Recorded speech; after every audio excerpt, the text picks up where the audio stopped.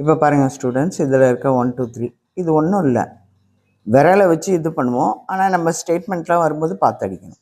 இப்போ இதோட ரூல் என்னன்னு கேட்டிங்கன்னா, இதுக்கெல்லாம் அந்தந்த விரலில் அடிக்கணும், பார்க்காம அடிக்கணும். இதோட ரூல் என்னன்னு கேட்டிங்கன்னா, எந்த விரலில் வேணாலும் அடிக்கலாம், பார்த்து மட்டும்தான் அடிக்கணும். பார்க்காம அடிச்சிங்கன்னா உங்கள் ஸ்டேட்மெண்ட்டு தப்பாயிடும். ஸோ இது பார்த்து அடிக்கணும், அது பார்க்காம அடிக்கணும். அந்தந்த விரலில் அடிக்கணும், எந்த விரலில் வேணாலும் அடிக்கலாம். வாங்க நம்ம இதை அடிப்போம். சும்மா விரலை வச்சுக்கிறோம்.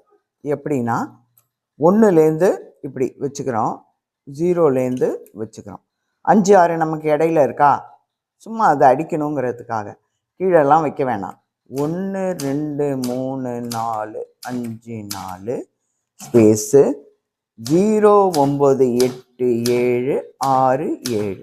இப்போ ஏஎஸ்டிஎஃப் மாதிரியே 1 2 3 4 5 4 space 0 9 8 7 6 7 space 1 2 3 4 5 4 space 0 9 8 7 6 7 space 1 2 3 4 5 4 space.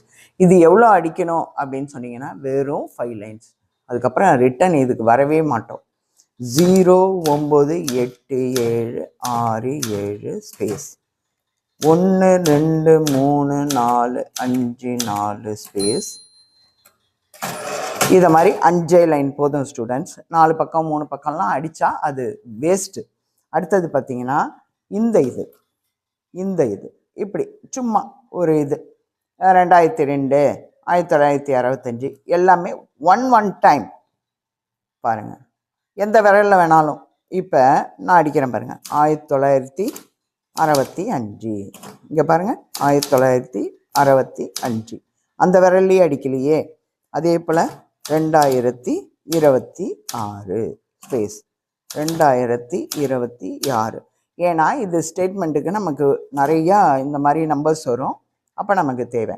அதே போல் கம்மா போட்டு வரும், எந்த விரலில் வேணாலும். இங்கே பாருங்கள் 1 கம்மா 78 கம்மா 234 கம்மா 54.50 எந்த விரலில் வேணாலும் அடிக்கலாம். ஸோ ஒரு முறை இதை அடிச்சிங்கன்னா போதும். இப்போ பாருங்கள், அதே போல் 1 கம்மா 628 கம்மா 543.20 எதில் வேணாலும் அடிக்கிறேன் பாருங்கள். ஓகே ஸ்டூடெண்ட்ஸ், இது